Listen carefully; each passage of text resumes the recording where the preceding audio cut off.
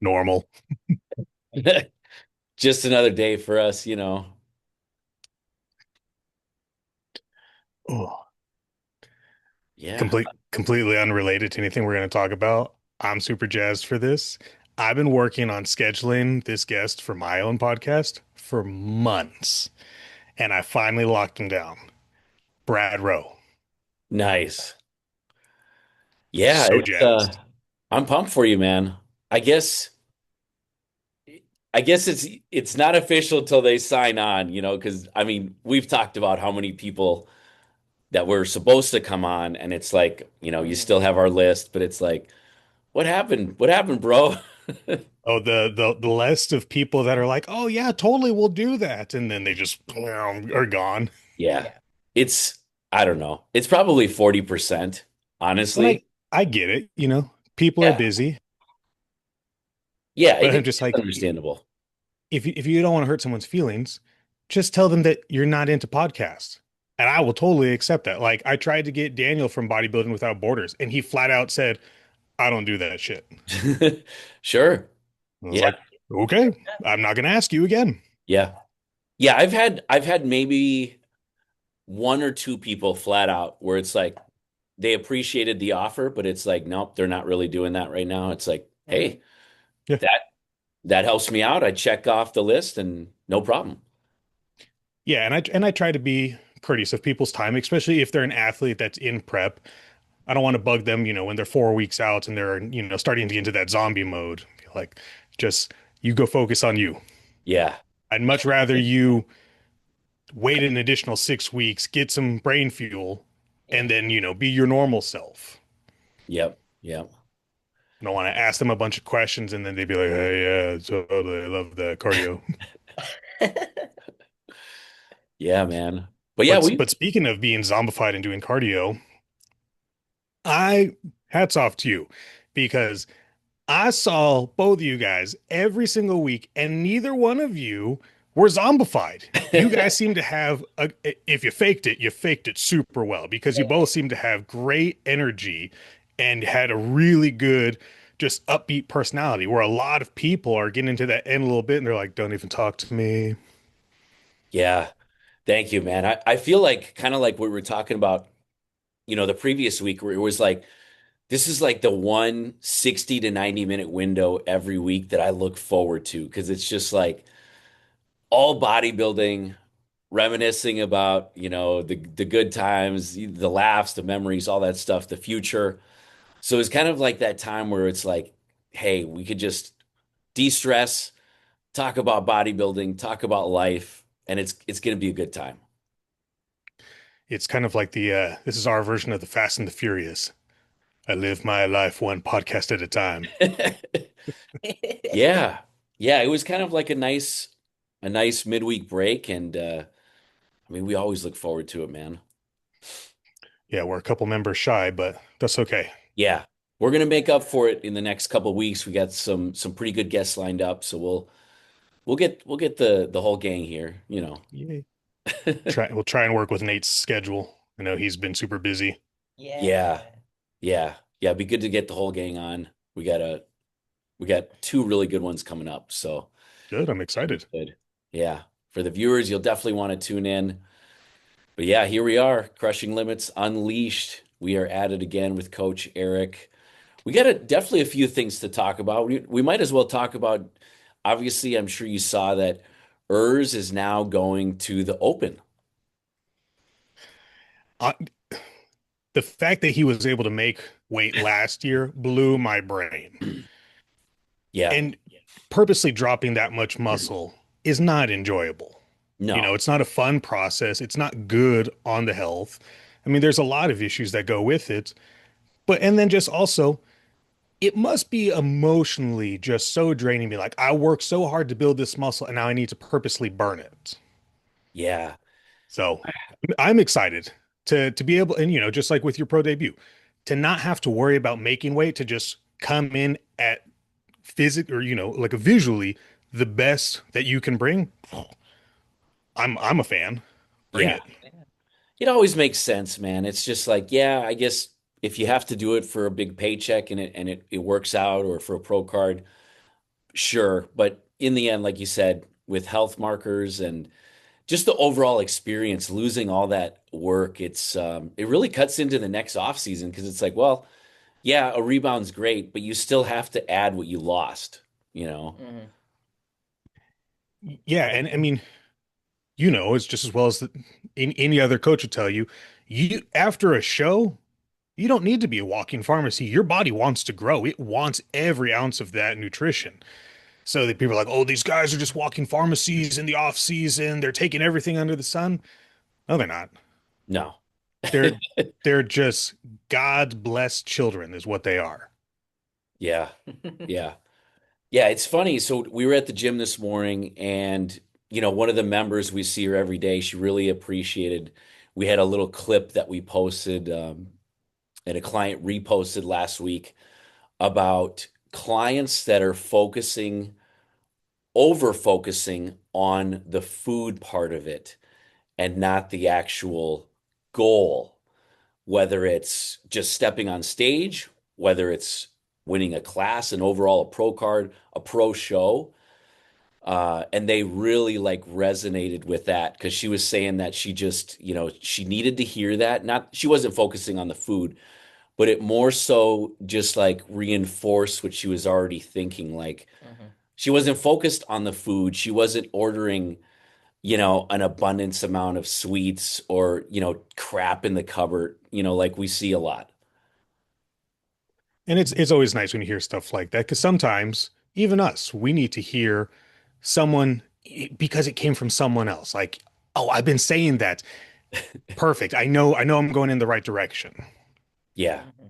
Yeah, 100%. And like, we always try to come across and I know you feel like the same way. Like we've been doing this for so long. We've been doing this, for over 2 decades. We'll be the first to tell you we're not perfect. We have made all those mistakes. So a lot of times when we're speaking, it's because we've made those mistakes. We've done the post-show binges. Hmm. We've gone shopping when, you're 4 hours behind a meal and you're just ravenous and you can't think clearly.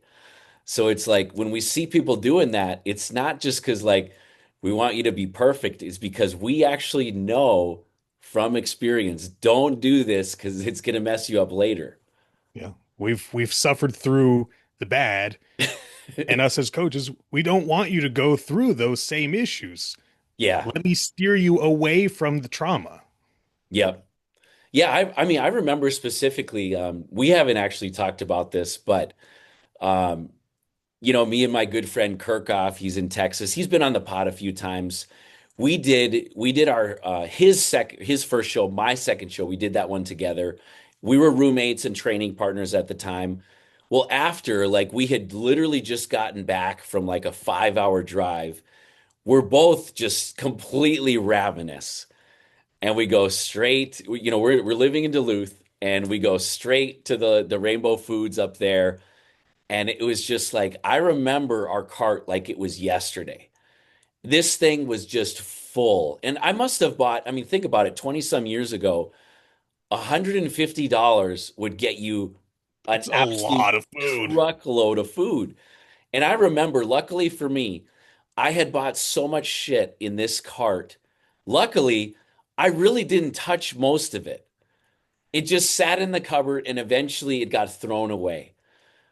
But after like 2 days, like midweek, we had kind of looked at the cupboards and we're like, why did we buy this stuff? Because it sounded good at the time. I have learned many, many times, eat before you go to the grocery store. Yeah. Oh yeah. Yeah, it's just one of those simple things that you don't think about, and if you don't time it right, especially in a prep or a vulnerable moment, you're going to waste a lot of money and hopefully you won't waste a whole week's worth of progress just on the food part of it. I've been saying this for years, and I will still say it every single day. If you are in prep and you have the opportunity to either have a spouse, a roommate, or someone that's just close to you to help you, not I, handler seems like such an aggressive word, but there's not really a better way to explain it. That if if you need help going to the store just to keep some of the distractions at bay, it's great. And I was just telling someone this earlier today about the importance of having someone with you at a show. And Hmm. I said that I make it a personal thing to be at as many shows as I can before my people so they can just turn their brain off and be the athletes. I will deal with the expediters running back and forth backstage so I know where we are in the lineup. I know when to tell you to start pumping up, go for a glaze. That way, if I can reduce as much stress as possible, perfect. I'm doing a great job as a coach. And I see so many people, even at the national level, that they're just a ball of stress running around like, is it time? Is it time? And they get to the show 3 hours early and they're just sitting there eating rice cakes with honey for 4 hours. Like, Yeah. relax. You gonna be okay. Yeah, that's so key, man. Like just like you were saying, because you know the drill, you know how it goes, you know exactly when your athlete should be pumping up. And those simple things in the moment could actually lead to a poor placing or a poor showing on stage because things weren't timed properly. Oh, yeah. I mean, it's unfortunate that it happens all the time, but it does. Hmm. Yeah. And like, you know, we know better. We know better with, all the shows that we've done. They're backstage in Atlanta. And, obviously, for my pro debut, I haven't experienced that personally, but I know better. Like they come find me and the expediter's like, hey, 212, are you Santa Maria? I said, yep. She's like, go get Glaze, start pumping up. And I'm like, I'll go get Glaze, but I'm not pumping up. So it's like, yeah, go get glazed. And then sure enough, they line us up and I'm not on stage for another 30 minutes. Yeah, you stand there in the line and then they move you slightly over to one other line and you wait there even longer. Yeah.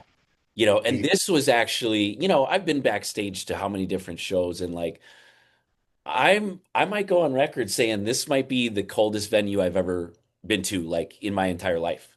Really? Yeah. So like, I mean, I was fine once I started pumping, but I only pumped for like 5 minutes and then I was like blasting full and then they lined us up and then here we go. I was Yeah. like I think I was fourth or fifth in line. So it was like perfect timing on my part. Good, good. Yeah, and we know we've been to every show under the sun from every promoter. Yep. You go enough times, you kind of have an understanding of how their crew works, who's as efficient as they can be, who's got enough staff. Because sometimes you might have a good crew, but they're just a little shorthanded. So Yeah. Hmm. I Yeah. try and I try and steer my athletes into particular shows, ones that, especially for a first time competitor, be like, look, these people run a great show. You're never gonna have any guesswork. They've got three people backstage running around. Everybody knows when they're supposed to be, where they need to be. Beautiful. That should be your first show. Make sure that you have an easy, smooth experience. Then we can start working on some of the jankier ones later. Yeah. Yeah. I will say, as far as like the backstage process and everything, at least for the men's side of it, it was very, very smooth. Good. Yeah. Yeah. Yeah, Yeah. I saw the pictures. There was a lot of shows that just happened since our last episode. Yeah, there was All good things though. definitely. Yeah. How did you feel that it ran backstage? Was it smooth for you guys too? Oh yeah, yeah. It was super smooth. Great team. They lined us up probably 30 minutes before, which is as a division that wears heels, I don't like that. But I mean, I get why they do it because here's what I've learned about pro shows. There is always one or two women who, once they line us up, they're the exception. They're back over in the mirrors doing whatever, over by putting on their lipstick or having another rice cake. Like they're the exception. They don't have to stay in line. There's always a couple of them. Oh, there's always a couple of them. So I get why they do it because they're constantly regrouping everybody. I just don't like standing in my heels that long. My toes, like my feet hurt before I even get on stage. Sure. But the worst I one I was ever at was Universe. They lined us up probably 90 minutes before we went on stage. Well, yeah, Universe is. there's so many people, you're in the hallway and then you move to the door, but you're still in the hallway. Yep. Yep. Then you're in the room, but you're still not backstage yet. Yeah. And Yes. that was long enough ago that there was the girls' day and there was the boys' day. They have it split up even more now. Right. Yeah. No, I've had a couple of wellness girls, especially the ones that like were really pushing the envelope with water manipulation. Like, don't even wear your heels. You can throw them on 5 minutes before you get up there when you're in the second to last lane before they move you over. Hmm. Just chill out. Because your feet are gonna suck, because they're gonna make you work.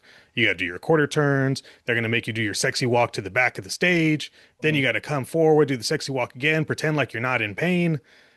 Just just relax. But speaking in pain, how was your show? I saw pictures, but you didn't say a whole lot about it, so I wanted to ask you about it. Me? Hmm. Um, I mean, the show went fine. I wasn't happy with my look. So I looked better 2 days out than I did the day of the show. So I Um, was going to ask you about that. I noticed that the stage shots, they weren't, I don't want to say that they weren't as crisp, mhm. but it looked as if the muscles got dehydrated. Is that what it felt like? So at 1 day out, right? 1 day out? No, the second half of 2 days out, I had an electrolyte issue. 2 days out. Yep. Yeah. 2 days out with the flying and Um, everything. yeah, after Yeah. flying and everything else, I've gotten cramps in the past, but never like this. It was traveling up my legs. Like I actually was like Oh, fearful. I couldn't move without everything just seizing up. And I think I paid the price for it the next day because then I retained water. And it wasn't until halfway through the night before the show, that I finally started peeing again. But it was too late. yeah. Yeah, because I was looking at the pictures of you getting ready for the show. It's like, oh, this is dope. Like, Mhm. so dry, so full. Everything was right up there, and they stood on stage. I'm like, something's watery. What happened? Hmm. Yeah. Traveling for shows is hard, and people don't people It's don't think never about it. They're like, happened oh, to me before. yeah, and people are like, oh, I want to travel to do this show. I want to do the show in the Bahamas, or I want to go here. I want to go there. I'm like, if you've never done it before, there's a lot of variables that go into Mm. this. You know, I Yeah. have an athlete and she's a really, really nice lady. And the first couple times we did preps together, I thought she was full of shit. She was like, oh, I have elevation sickness. I'm like, oh, okay, because you drove over through Tahoe to get to Reno. Oh, I'm so sick. Well, by the third prep, it was the same issue. I'm like, oh, you really cannot handle the change in elevation of going from sea level to 7,200 and then back to sea level again in the same day. It wrecked her for 3 days straight. Every prep we've ever done. I was like, okay, moving forward, you either need to allow yourself more time to get there, or traveling is just no longer in your future. You need to pick some kind of local show that you can drive 20 minutes to, Hmm. because I'll show you pictures the day before we leave and then the day after we get there. And you're like, this is not the same person. It's like a before and after that went wrong. Hmm. Yeah. Yeah, it does throw things off too. And I think, for someone like her, obviously there's other people in the same situation where she's drinking like 2.5 gallons of water a day, sometimes maybe a little more. So it's like that flight over, when the water decreases because you can't get up, you don't have the luxury of getting up every 15 minutes to go to the restroom. Like, that's a thing, that's a real thing. Yeah. And then it's like, well, you can't necessarily land and then start slamming water either, because sometimes you hold water like that as well. Yeah. Your body is already thinking that it's not going to get any. And then all of a sudden, hey, surprise. Yeah. So it is definitely a thing. I mean, gosh, I mean, we maybe could have even gotten in earlier, you know? It's one of those things, there's not a right or a wrong way, and every time it's different too, which makes it frustrating. Mhm. Yeah, I always thought that if I could get either myself or my guys into an area at least 3 days ahead of time, especially if it's a time change too, sure. try and get them some time to get their body to reset and balance out. Sometimes, people have real jobs. Um, that's a bummer, but it is what it is.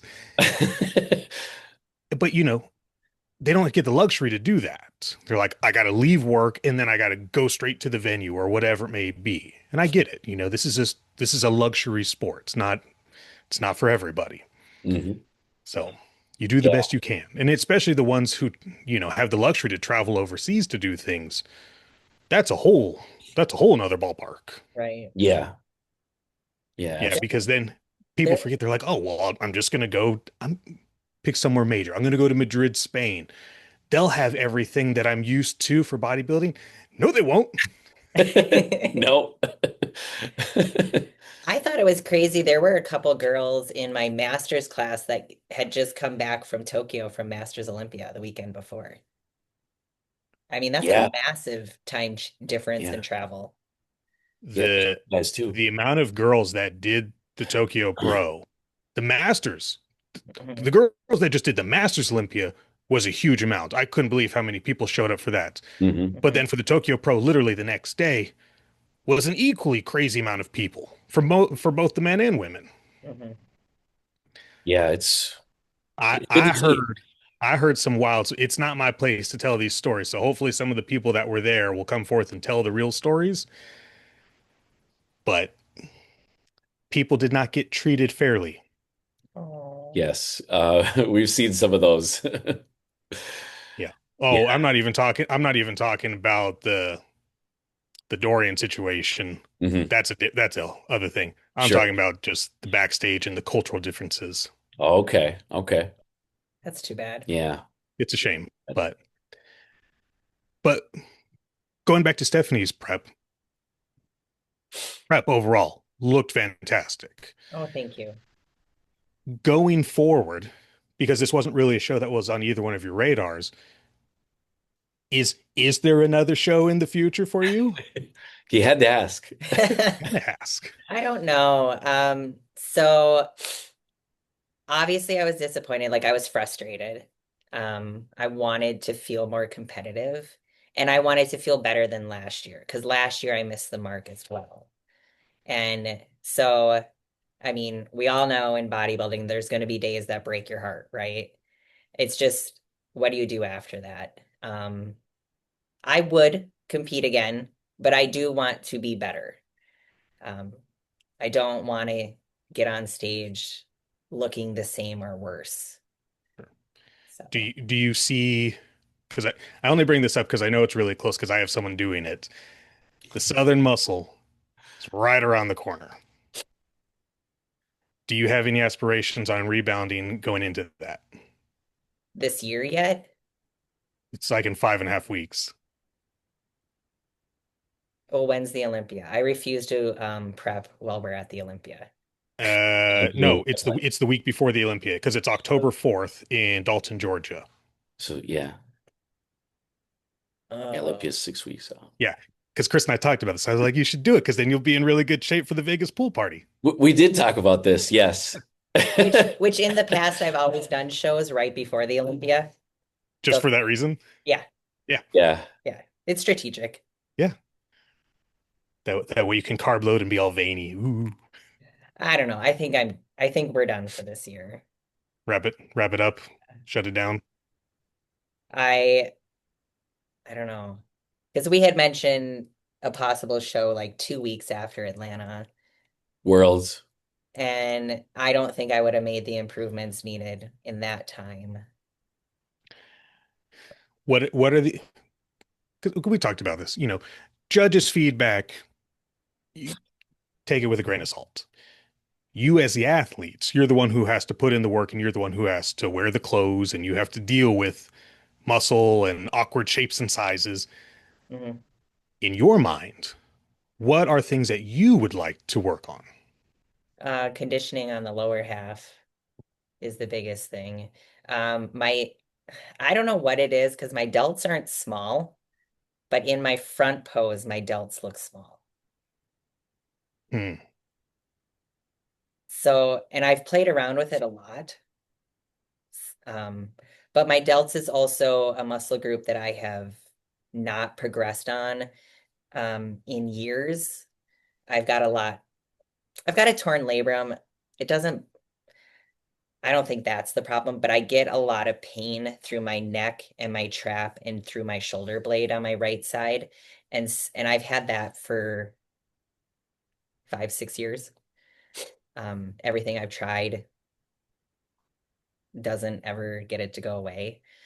Um, but because of that, like my shoulders have never gotten stronger. They're not, and they're a little weaker than they were in the past. Like I can't press as much as I once did, but I don't think my shoulders have shrunk, but they're not growing either. But in my front pose, they just don't seem to pop like they once did. Sure. And there's all sorts of variables that it could be. It could be, tight fascia where the pec is fused together with the front part of the delt, and you need something really simple like ART, which is active release therapy. Um, I have the world's greatest chiropractor, and I fear for the day that he retires because there's literally no one else that does what he does. And I've explained this for years, and he will tell you that he was like, yeah, people call me Dr. Voodoo. Mhm. Unless you saw it with your own eyes, it doesn't even make sense for me to explain what he does and how it works. So, my mother is as skeptical as anyone goes. Everything in her mind is a scam and it's a fraud and it's I feel like the water boy and my mama said that doctors are scams. But she goes, I found this guy and he's an allergy specialist. And that's not true. That's not what he is. He's a chiropractor who does really unique things on top of that. But he won't do the pop and crack things like you would normally see, where they're like, lay down and plop, plop, plop, and get out of here and give me $100. He specializes in a thing called tap therapy. So if you are, and he loves working on athletes because he was a former college athlete, and Mhm. he'll tell you, like, walk me through whatever you have issues with. So the first time I went in there, I said, I'm bench pressing and I get about halfway up and my left pec just has left the chat. It just completely gives out and you can watch the whole bar collapse under me as the lat is trying to save it and then the tricep takes over. It's like the top half of the movement, the pec is just not there. And so he'll hold your hand while he mumbles these questions to himself. And he just looks like a crazy old guy, just like mumbling shit to himself. And he's asking these questions. And when your arm collapses, that's what's the energy that he's getting from you to answer his own question so you can figure out what the issue is. And it sounds so crazy, but I swear, unless you saw it, you'd be like, this guy's full of shit. He does literally a two-finger swipe depending on where your ailment is. It might not even be in the pec. It could be something in your back, and he'll do this, and you can feel it instantly, all the blood coming back to that particular area. And so I remember one time I went to him and I said, I feel like I'm catching myself going downstairs. Like I don't know how to describe it. Like I don't feel stable. And he Mhm. says, lay on your stomach. And he gets this thing that looks like a Palm Pilot. And it's got a spring on the back of it. He puts it on my ankle and he goes, lift your leg. And I do the best I can. And he shows me it's 7 PSI. I'm like, is that good? He goes, no, this is horrible. He does the other leg and it was 34 pounds. And he was like, your muscle the wording that he uses is something that I use for my other people, and he calls it you have tissue trauma.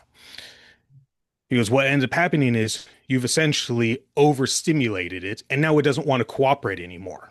So then he does his little weird two-finger swipe thing. It's like, okay, do the thing again. This is in a 30-second time frame. Puts the same thing on the same leg that was at 7 psi, and now it's at 42 psi. And so Wow. this is a super long circle to get back to this.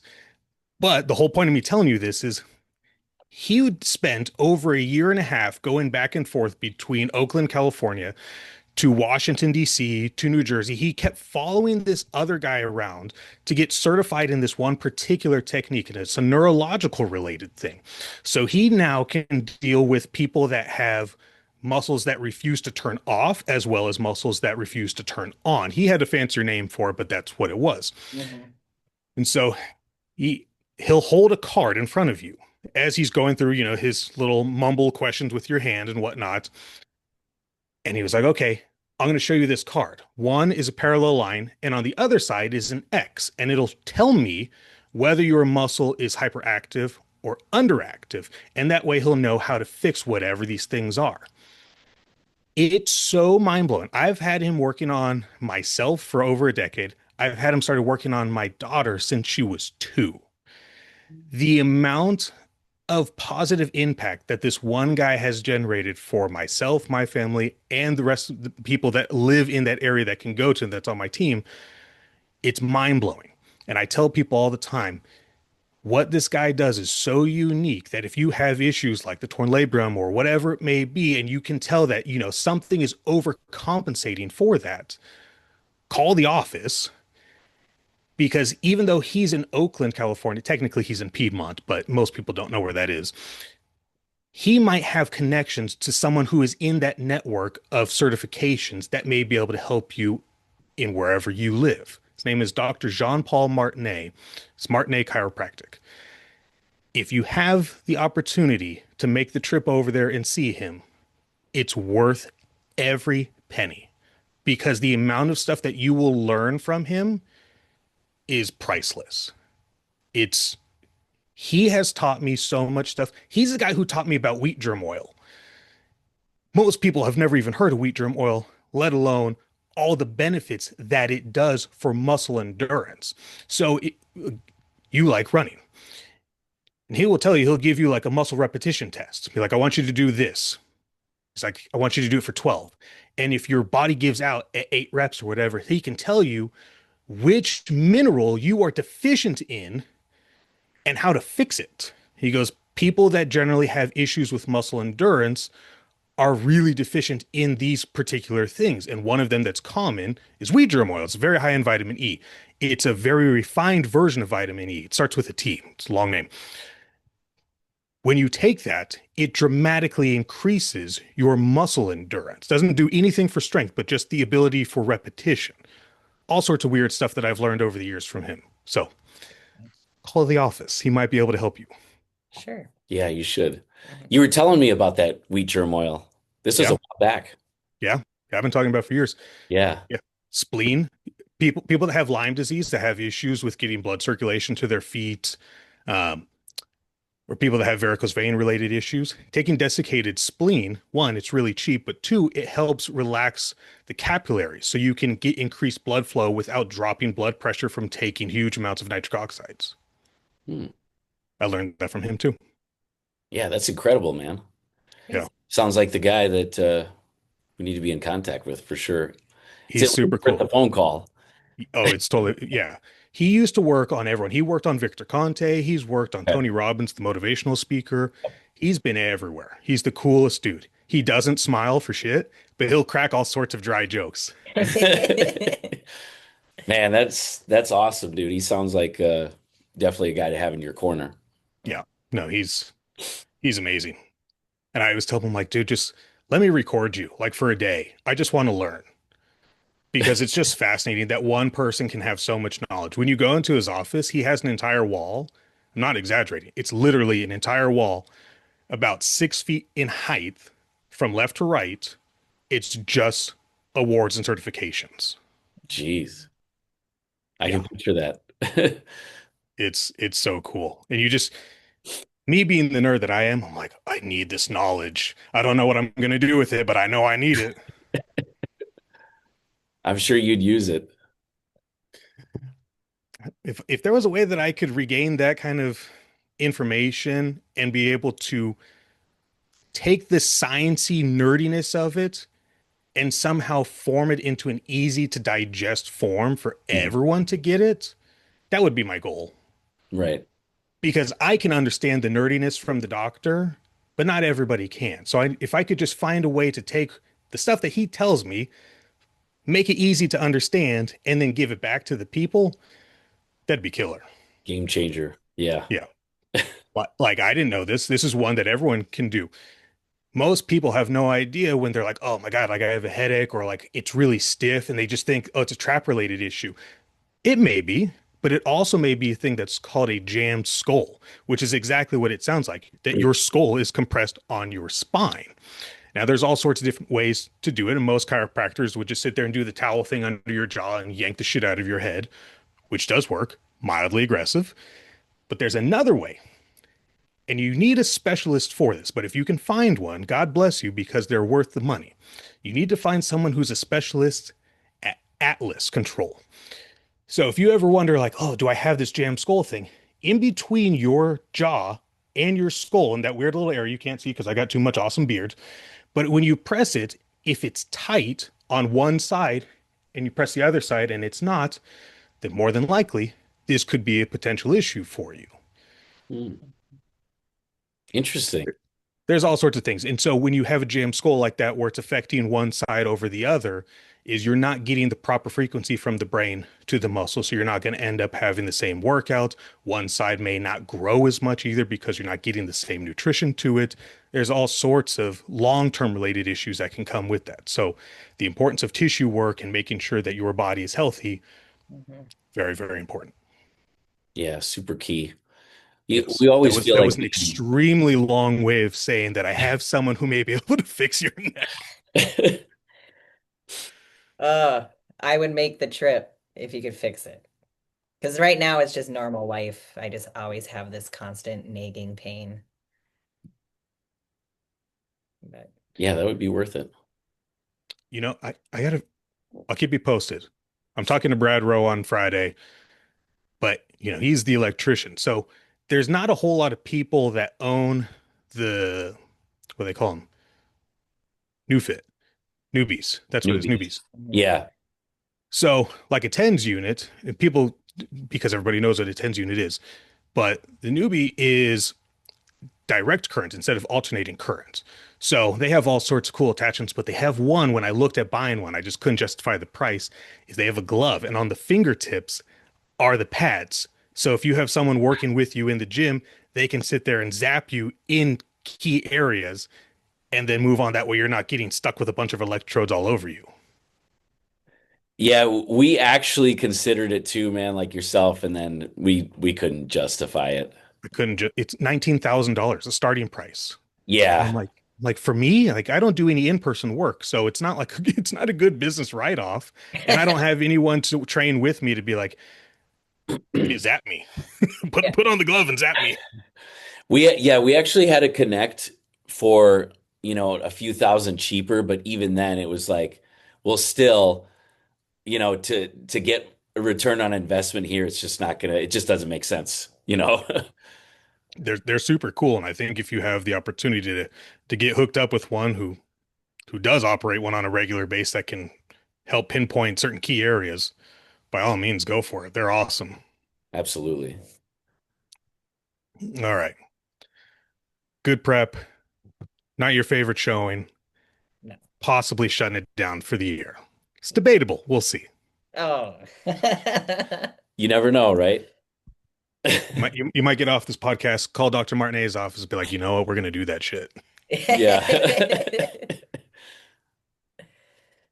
Uh, All right, walk me through it, buddy. Pro debut with no making weight. Yeah. So, I mean, overall, like she was saying, incredible experience. It's hard to put it all in like a summary of words, just how exciting it was I mean, just to stand on the stage. Obviously, most of the viewers know at least bits and pieces of my story. They at least know I've had a few surgeries. a couple. It would be an understatement. But yeah, I think overall it was incredible. Making obviously not concerned with the weight. I already knew I was going to bring an improved look from 2 years ago. So it's like I could almost just check that box before I even got to the stage. So that was nice to see. I think kind of like what Stephanie was talking about, where it wasn't a perfect peak. I did a dry run about 3 weeks out. Obviously, we take pictures, we monitor all day, we record the weights, record everything, all that stuff, typical stuff that we do with ourselves and all our clients. And by the time that we had got to the Airbnb, it was just too late to where, you know, a lot of the viewers that tune in, like, when I was on your podcast, Eric, I was explaining what a real issue it is, a challenge, because I can't push the carbohydrates hard like a normal person or like a male athlete, could. One of my clients could easily. We didn't have that time. I mean, 5:30 p.m. was like, okay, now we got to start pushing, and we're probably not going to hit the allotted target for that day. So, but I was like, it's okay. We got all day Thursday to carb load and then Friday to dry off if we need to. And then obviously I step on stage on Saturday. So I think just between the time differences, all, just being out of my element, I had hit my weight goal close to it by Thursday morning, which would have been the second carb load day. And I was like, well, we're kind of close to the weight. I don't definitely want to spill over to where I can't get this dry look back. So I kind of played it safe. Long story short, I might have come in, I could have come in maybe 15, 20% fuller, which kind of says a lot. But I think like overall, I didn't show up flat. There were parts of my body, like maybe the upper lats, the legs a little bit, that were flat-ish, but not like, I don't think anyone really saw my photos and thought, oh, Chris is flat, because there was still some bursting fullness. I mean, when I started pumping up, it was just veins everywhere. Yeah, yeah. When I looked at the pictures, I would have never guessed that you weren't as full as you had hoped to be. And the dryness was definitely that. Conditioning's never been an issue for you. That's definitely not in your history. Yep. But no, I saw the pictures. It looked like a fantastic showing, and placing aside, it was a solid win. Personal victory, Yes. 100%. And like I told you when you were showing me pictures, I was like, this is for sure in the top three best looks that you've brought. Yeah, absolutely. I absolutely agree. It was like, you can always be better. You can't, no one's gonna be satisfied. So like we might as well just put that out there. Because you can always look back, hindsight's 2020, but overall, I couldn't be more thrilled with the look that I brought. And it was one of those things too, to where I don't really keep track necessarily, but I talked with all the gentlemen backstage. That was amazing. The respect, the camaraderie, the sportsmanship between everyone was incredible. But I noticed after the show, when I finally had put my prejudging routine, I was getting all this feedback from other IFBB pros whom I respect. And it was like, all right, like they see me now. Like this is kind of like them giving me the respect, like, the salute, like, hey, you Yeah. you you freaking brought it. There's something, and I don't know, 70, do women get this too? But I know with men, when we get that nod of respect internally, that's everything. That's the little boy coming out and be like, "Yay!" Do other women give that to each other? Do you feel that's oh, I'm respected, I'm enjoyed? So I think for women it's different backstage. Um, you can tell like the top girls, they talk to each other, but they don't talk to anyone else. Um, so backstage there was really only one girl who would like sit and chat with me. Um, and she like I beat her. Like so we were both like in that bottom half of the group. Um, and then even like I was telling him it was so weird. There was a gal, her hair had like between the glaze and her hair on her back, it had completely washed off her tan on her back. And I just tapped her on the shoulder and I was like, hey, I said, you might want to have them like touch up your back. And she was like, I know. Like they've already done it twice. Like she kind of gave me attitude. And I was like, I could have just let you go out with no tan down the whole middle of your back. But like no one else said anything to you. I was kind enough to be like, hey, you should fix your back. Like, Yeah, I would have done the same thing. yeah, but she kind of gave me attitude, and I was like, so it's kind of a weird vibe backstage with the women sometimes. There's always, and it's like, there's a definite, like, here's the top tier girls, and then here's the rest of us. And, I'm a little quieter backstage, and I was quieter at Atlanta because I knew I was off. So I just wasn't feeling like ultra confident. Um, but I'm always still very friendly. Like the one gal and I chatted quite a bit backstage. Like I'm never rude to anyone, but I think it's different for women than the men. Yeah, I mean, guys are just simple creatures. There's no doubt about it. Hey, do you like to lift heavy things? Oh, me too. Yep. There's not a whole lot going on there. But no, I mean, that's kind of a downer about the one girl being a little bit catty, but it's whatever. I mean, unless she was just frustrated because she'd already had her tan, but I was just like, I'm just letting you know. Yeah. No, I think people ask me, like, how come you stopped coaching powerlifters? Like, one, the main reason was there was no challenge. You start breaking world records and you have every competitor doing state and national records. There's no challenge anymore. So I just got bored with it. Mm. But more than anything, when you're at a powerlifting meet, it's not the same level of enjoyment when you're in a bodybuilding show. Mm. It's in bodybuilding, everyone's so supportive because they know the struggle of what it takes to get there. They know how much effort you have to put in there. Even when you come in off, you still have to put in fucking work. Hmm. When you're in powerlifting, dude, you're by your gym bag with your people in your gym, and that's it. I've been to powerlifting meets all over the place, and I've never experienced anything as clicky as powerlifting. It is not the business at all. That's rough. Yeah. So whatever. It's part of the deal, I guess. Yeah, Some people are really into that. It's just not my cup of tea.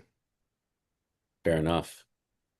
So I gotta ask you, I'm gonna put you on the spot about it. Allegedly, you're very close to classic weight cap.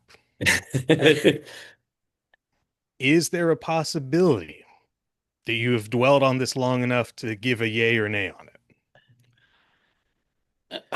I can say, not with 100% cement certainty, but I can say that it probably is not going to happen, even though I could make the weight very easily.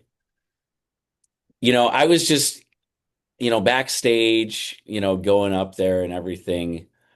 You know, I feel like you and I feel a lot of the top coaches that are really in the know. Classic is just bodybuilding, it's just different trunks. So it's like, No, these trunks are getting shorter and shorter, man. They're looking I just like know. regular bodybuilding trunks now. Yeah, it's like I'm a bodybuilder. I always have been, I always will be. I'm not saying I wouldn't jump into classic, like I am going to do multiple shows next year, as you and a few other people know. But so I'm not saying it's not a possibility, just to see, hey, what would happen? What would happen? Because I could make the weight easily, but it's more so the just putting on the trunks and everything. It's like this is my division, you know. Yeah, Mhm. Yeah, it's home. yeah, yeah. But I'm not saying I wouldn't do it. It was just if I were to do it, there would be multiple shows so that for sure I'm doing another 212, like absolutely. But anything can happen at a show. You never know who shows up. Yeah. So, you know, I know my good buddy Bill is like, this was a long time ago, but he's like, dude, you probably place better. You probably place really well. And, who really knows until you do it and who shows up? It's Yeah, and the judges, might see something completely different. You know, yeah, I got to when we're done with this, remind me. I got to send you the feedback that Jared just got from the Tokyo Pro, and sure. then I'm going to show you the pictures of Jared at the Tokyo Pro, and then I want your honest reaction about said feedback. Okay. I've seen a few. I've seen a few already. But yeah, we got to see these. You'll have to send them over. Controversial is the theme of the game. Yeah. But speaking of a controversial thing, I brought this up and no one really had an opinion on it, which I thought was kind of interesting. Would you be yay or nay for pros being able to do dual classes? I'm gonna go no. No. Yeah. Why? Yeah. I just feel like at a pro level, for me, there's just more distinct criteria. So it's like you have someone that's incredible. Let's just say a Mike Summerfeld. He's incredible. He's at the top of the game. He's probably going to win this year. Someone like that in my opinion belongs in 212 if not open. It's like okay, you win classic. Now, like Derek Lunsford, now you win the open too.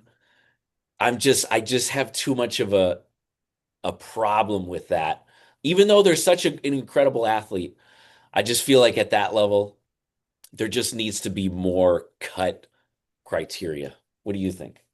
So I've always just kind of believed like, and especially when you get to the pro level and then when you're at the Olympia, even beyond that, there's supposed to be like, this is what this division looks like.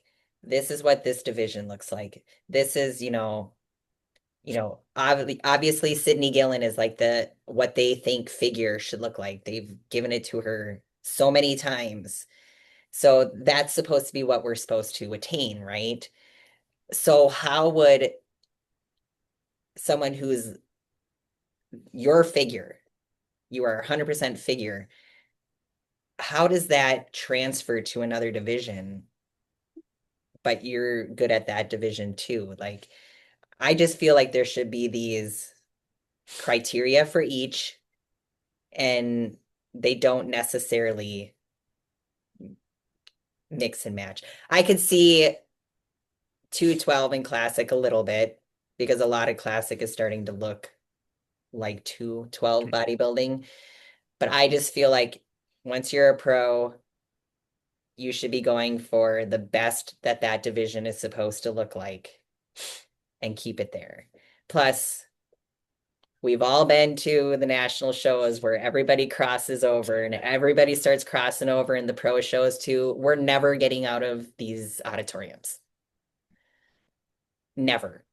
I don't even think like you should be crossing over so many times at the national shows because you should be trying to attain one look for that one division. I get sometimes in the amateur level where, well, I don't really know if I'm figure or if I'm women's physique or do I fit better into wellness? Like you haven't quite attained your final look. But once we're trying to get to that pro level, you should have an eye on what you think your physique should look like. I'm totally on board with that too. I just like stirring the pot. Hmm. See, I think personally, well, there's a couple things, but I think, the big thing for me at least that comes in mind, and obviously I wasn't there. We did watch it live, but I feel like that's why they didn't allow Sebum to win Prague because he's the classic Olympia winner, where it's like, in my mind, no disrespect to Martin, but in my mind, he was the clear winner. And I know there were other people that thought that Sebum was the clear winner just based on conditioning and detail. Your eyes just were just drawn to Sebum. And we haven't been the biggest Sebum fans, over the years, and now it's obviously grown the last few years, just seeing him dominate. And when I saw that show, I was like, this guy's incredible. Like, I knew he was going to be good on an open stage. I didn't know just how good. And it's like when my eyes kept going to him, I'm like, that's the winner right there.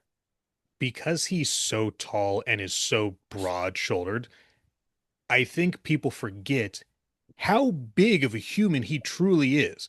Hmm. Because I'd have to go back and look at those notes, but he weighed a lot for Prague. Yes. That's a gigantic dude. Yeah. Yeah. And a lot of people do forget. You obviously know, like, he turned pro as a bodybuilder, Hmm. so I think people do forget that, especially the younger generation that doesn't follow as much. Like, Uh, what? There's stuff other than classic? Oh, Yeah. yeah, he did turn pro as a bodybuilder, and he looked incredible on stage as a bodybuilder. And I just feel like he was the winner. And it's like, let's just forget about the classes for a second. Who's the best man on that day? You know? yeah, that would have been really interesting to sit with the judges. Pictures are always different than being there in person, so Hmm. I try to be level-headed about it. But yeah, you never know. Yeah. I mean, Lord knows that this sport is filled with a lot of controversial toss-ups. Yep.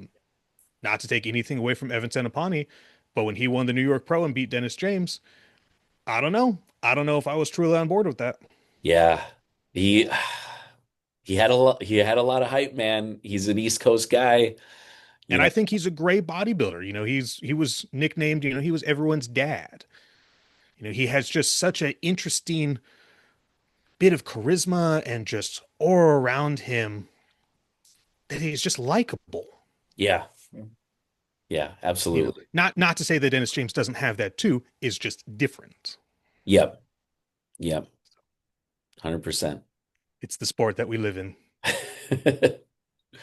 Speaking of controversies, we'll just touch on this a little bit. What do you think is one of your, I guess, let's just say most memorable or personal controversial wins that you've seen? Like when you think of controversy, like what year, what two individuals do you think of? I don't know, man. That Dennis James Evan Senapani, that was kind of a wonky one for sure. Yeah. Um, I'm trying to remember the rest of the placings, but I remember when Phil got third at the Olympia. That was kind of a weird one. I Hmm. don't remember being outraged by it, but I thought it was weird. Yeah. Jay Cutler said on his podcast, this was 3 weeks ago, that he had Phil winning that show. Hmm. Which year was this? This was 2008 when Dexter won. Yeah. Cutler said he had Phil winning. Yeah, and not to say that Dexter's not great, just some things just don't go how you see them. Yeah. Okay, I think the most recent one, the one that just kind of really boggles my brain, and I get it. The backdrop for the Tokyo Pro is absolutely atrocious. The Masters Atrocious. Olympia, the backdrop is just atrocious. You can't see anything. The professional stage shots are equally as shit because the camera can't focus on the proper lighting. But the fact that they gave that win to Dorian is the most bizarre thing. Because when I watched that and I was like, I didn't see that right. That can't be a thing. And then you go back and you look at the pictures and you're like, oh no, that really happened. Yeah. But the math doesn't math. Yeah. It's Yeah. not even like, well, you can make the argument. You can't make the argument. It has got to be one of 2007 Victor Martinez. Hmm. That's a pretty brutal upset. Yeah. I was disgusted by that one for sure. Yeah. Um, I think the one that bugs me the most is one that I was involved with. Uh, I've posted this picture so many times because it's something that truly just irks me. Brian Carlisle, good friend of ours, is one of my athletes. We tried to get his pro card. Oh my God.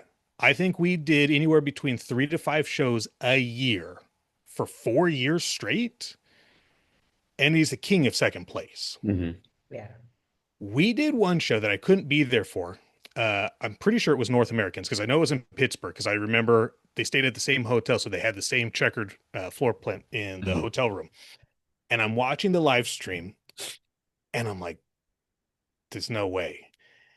Brian lost to a guy that legitimately had one peck. And it's not like, oh, he had like a little tear. Like 100%, he had no titty. And I text his wife, who's still in the audience. I'm watching the live stream, like, did we just lose to a guy that had one boob? What? That picture haunts me every day as being the most just atrocious first place award I've ever seen. Man, especially too as a coach, it just eats away at you. Right. I'm like, you gave a pro card to a guy who legitimately is missing a body part. Hmm. Yeah, crazy, Oh yeah. unacceptable. No, that one for sure bugs me. Other than that, there's our sport is controversial for sure. The Yeah. judges are given particular guidelines on how they need to be awarded, and then it is up to them, in their opinion, to award said people. So, Yeah. it's tricky. And you can see some judges are very consistent, some judges are very inconsistent. Um, I've said this for years.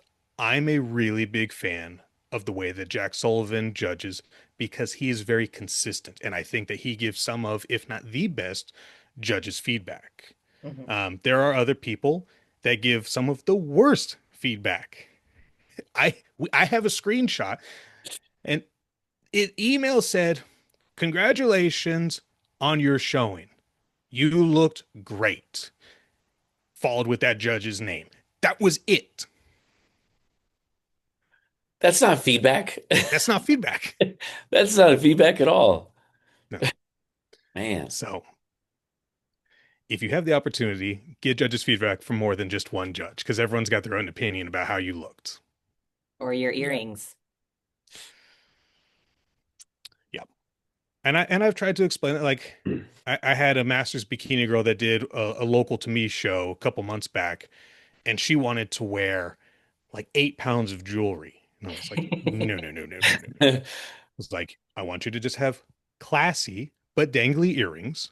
I want you to have one bracelet and one ring, not on the same hand. I would like you to wear your ring on the hand that is not on your hip because you are just trying to amplify certain things about your posing and your physique. If you go out there with two of everything, one, they don't want that. And two, it's too cluttered. It takes the eye away from you and what they're supposed to be looking for. And they might totally forget. They're like, well, that lady had on so much fucking jewelry. I don't even remember what she looked like. I So, don't even like the rhinestone heels. Like oh, the I ones hope that that the goes girls away. wear that I'm are not a all fan of that. rhinestone. Hmm. I think it like makes your feet like kind of makes your Squatty. yeah, Yeah. like it makes you look weird. Yeah. Simple. Like, they don't have to be, the $120 shoes. You can get the $40 ones from Amazon because they're the same thing. Hmm. Clear heels. I Here, recommend that you get them here's a with a pro strap. tip for your girls. I will go on those expensive sites and find the shoe I want. I'll get the number, like the model number. I'll Google it and I'll find it cheaper. They get it from the same people. Yeah. Hmm. No, and everyone's got their own way of doing things. My recommendation to the girls that wear heels have always been get two pairs. Get one that you can just practice in. You can wear your socks, and then get the ones for actual show day because the ones that you're going to wear every day, you're going to get them scuffed up. They're going to be stretched out, and they're going to get Yeah. gross after a Hmm. season of practice and practice and practice. Get a nice clean pair just for your show day. Ta-da. And yeah, don't go anything over 5 inches. Once you start, you're like, well, I got the 6 inch ones. I'm like, cool, you can't walk. Yeah. You're going to end up doing the dinosaur walk. And the whole idea of doing, a classy walk on stage is gone. And then you've got the dinosaur stomp. Yep. Hmm. I'm sure there's a much better wording for that, but I call it the dinosaur stomp. But who am I? Yeah. I'm just a dude who doesn't even wear shoes. I got another pro tip kind of as we wrap this up. I was talking to a client, you know who you are, but it's just kind of a reminder like we've all been in this game a while on the podcast. Like we all lose our way at some point. All of us, myself included. You lose your way somewhere, whether it's the training, whether you're just not checking the boxes. For me, usually it's the posing routine.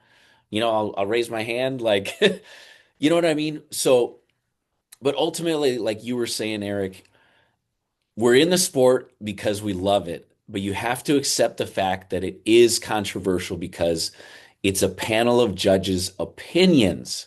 Mhm. So at the end of the day, you have to have what I like to call that alligator skin. You have to have that thick skin. You have to do this because you just love it. You just love it to the core. You love the training. Maybe you love the posing part of it. Maybe you just love the brutal dieting portion. Whatever it is, you have to love it because at the end of the day, you're all going to get those placings that truly you don't deserve. 32 shows, I have lost a huge majority of those out of 32 shows, and I'm going to do more next year. Maybe I'll be at 34, 35 shows, and I'm still going to lose a majority of them, but I do it because I love it. So you can't, don't beat yourself up on the placings. Don't get hung up on, the feedback like Eric was saying, because at the end of the day, you have to do it for you. Just be addicted to the process. Mhm. Like if I didn't have to go to any more shows, but could still do the entire process, pull them down, get them super dry and grainy, and then call it a day. Oh my God, I just love the process. Yeah. As long as you are better than the last time you were, dope. That's a Yep. win right there. Yep. Mhm. Just be addicted Yeah. to the process. Like, if this is your line of work, if you're a coach, be addicted to success, not financial success, but are your people achieving all of their goals? I'm addicted to that. Mhm. Absolutely. Yeah. Well, this has been a great one, man. It's always great to catch up, talk Always. shop. Like I said, we'll have to exchange some pictures after this and everything, and then we got a good one lined up for the next couple weeks. Yeah. Yeah. And if you guys end up going out to Worlds, take pictures. I won't be there because it'll be too close to the time that baby number two is popping out. Yeah. Yay. But the owner of Spectrum Productions, which is a West Coast bodybuilding production company out here, I do the prep for Noelle. Noelle is 59 years old. She's diabetic. I was blessed to be able to get the phone call to say, hey, I would like you to take over and help me deal with the diabetic related stuff and get for the prep. She did, what was it? Whatever the last show was that was just in Pittsburgh. Mhm. Hmm. She was 125 pounds. As of this morning, just 134.5, significantly leaner and tighter. Wow. So Jeez. we are very much on our way for an all-time best. And to go at 59 years old to compete with the 50-year-olds Yeah. is going to be a fun battle. Yeah. That's amazing, dude. So Hell yeah. that'll be a fun one. And then Brian competes at Worlds. Of course. Yeah. Yeah. Yeah. Cheering on Brian. Shout Yep. out Brian. It's going to be a good time. Yes, Yeah. sir. I'll send you some pictures of Brian. We're doing okay. Please do. Yay. All All right, right, my man. friends. Well, yeah, you enjoy the rest of your day. We'll catch up real soon. Thank Sounds you. good. All right, buddy.